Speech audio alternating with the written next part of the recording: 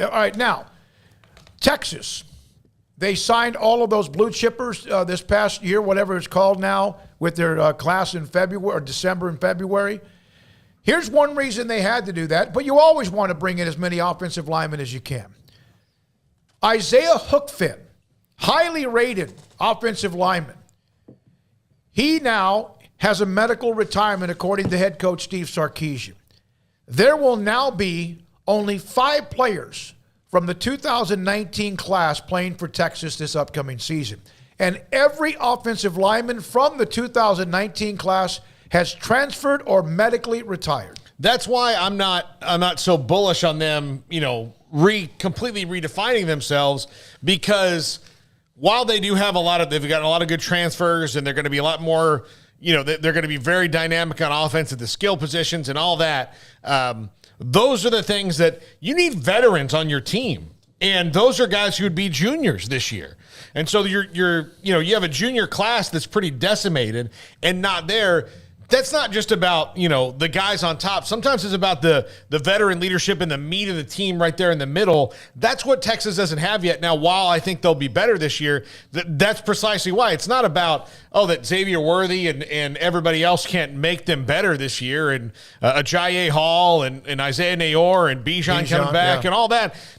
Quinn Ewers, all those things will probably make them better, but, will they be good? Will they be contenders? Because if you look at it, the teams that win, look, Baylor won the conference last year with a veteran team. The other teams that were in contention for that, outside of Iowa State, who we thought, that's what one of the reasons we picked them, was they're a veteran team. Oklahoma State, pretty veteran team. Those guys have all been together a while. That's how it works for the most part. Look, Alabama wins national titles. You know why? Because they've got skilled players that come and go, and that's true, but they've got 4- and 5-star guys that stay 4 years and build leadership on that team and experience. They have, there are times, like with other teams, and not just Texas, but I do think also that there have been also offensive linemen they have signed that are really, really good, and some of them have turned out to be good. I also think at times that they have had offensive linemen that were overrated in the rating system. Yeah, they have. We've talked about it before. There are certain bumps given on occasion to players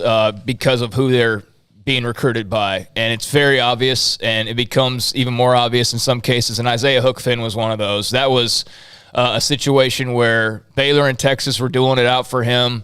I recall he was a late bloomer as far as the recruiting goes. I don't remember who was on him first. I want to say it was Baylor, and they had the advantage, it looked like, and then here came Texas. And, all of a sudden, he ends up signing with them, and his ranking shoots up 2 stars. Post-senior year, basically. And I was like, well, wait a second. And that was just one of many signs I had seen, before and even after, where, I'm not trying to disparage those who do rankings and all of that, but there's just blatantly obvious in some cases that some guys get bumps because of where they're going. It's just obvious. And Hookfin's massive rise, I'm sure the excuse was, well, he didn't go to camps, or, he didn't do this or that. And I'm sure, some of that's true. If a guy's not going out to camps, then how are these people supposed to find him? But for him to just go from basically unknown to 4-star in signing with Texas was silly to me.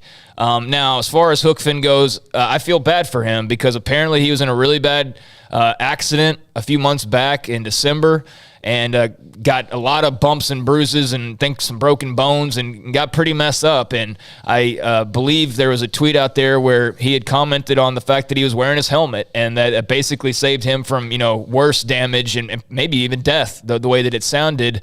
And I think he gave a shout out to the motorcycle helmet company or something like that, if I'm remembering correctly. But yeah, he had a bad accident, and I don't know if that's what fully played into his medical retirement.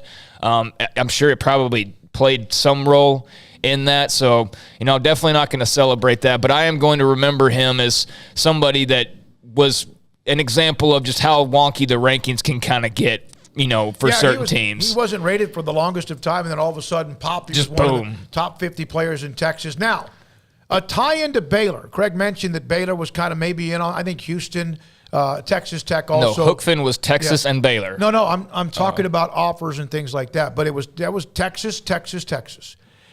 And here's the story about that. He was going to be a silent commitment. He was a silent commitment to Baylor. He was going to sign on whatever day that was. I don't know if it was early national signing period or if it was the one in February. He was signing with Baylor. It would have been a big flop as far as switch. It would have been a huge coup for Baylor. And he informed even some people who covered Baylor that he would be signing with Baylor, but to keep it quiet, a silent commitment, because he was supposed to sign with UT.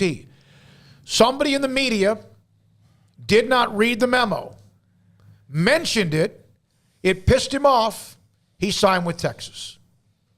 And unfortunately, his career now, a medical redshirt. But that's amazing. 5 players left from the 2019 class. And it might be more attrition like that than we think around the country. But every offensive lineman in the class of 2019 has transferred. And you want to know another story about that? Baylor in 2019, that was the team coming off the awful.